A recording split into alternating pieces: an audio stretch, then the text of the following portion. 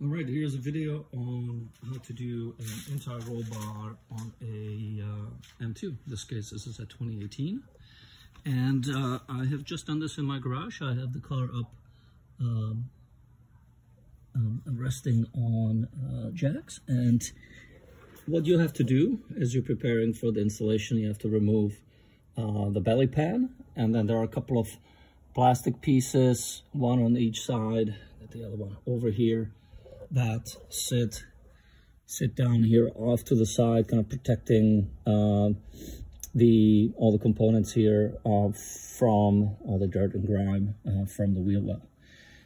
This actually turns out to be a pretty straightforward install. You do not need to drop the subframe like you do on other models. In this case, this is the F87, and this will transfer to the competition as well as the CS. You do not have to do that. All you have to do is, once you have the car jacked up and secured, you have to remove the bolts here on that attach the bushings to the subframe. There's one and another one here, and two more bolts on the other side. And then you need to loosen up this bolt from the suspension. The same bolt out here on the other side.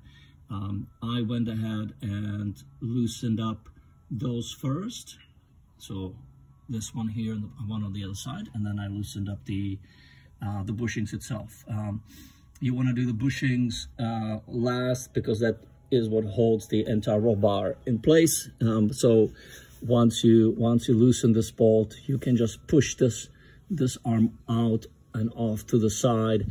But then that also means that the entire roll bar is no longer supported. So you want to have the bushings still attached, and then get under the car, remove both of the bolts, and then just very simply pull the entire roll bar from under the car. The one thing I would recommend that you take time when you are placing the replacement bushings back onto the new entire roll bar is that you identify which bushing goes and which attachment goes on which side. I'm going to show you the old bushing that came off. I had to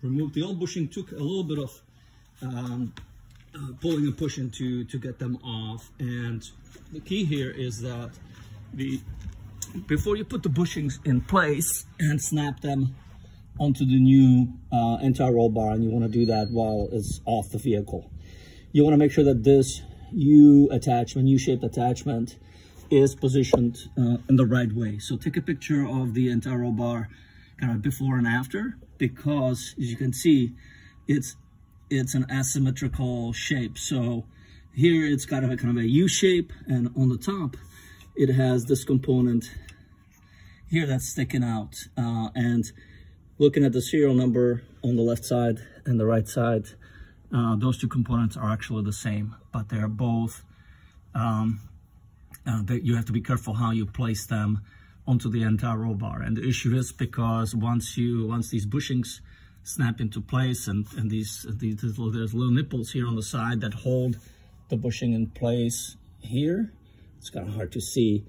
It would be very difficult to remove the bushing back out from this clip. So measure twice, cut once, install it onto the entire roll bar, and then you just get back under the car. You attach a couple of these bolts just so it holds the ARB in place, and then you'll go ahead and just reattach the bolts here. I am gonna use a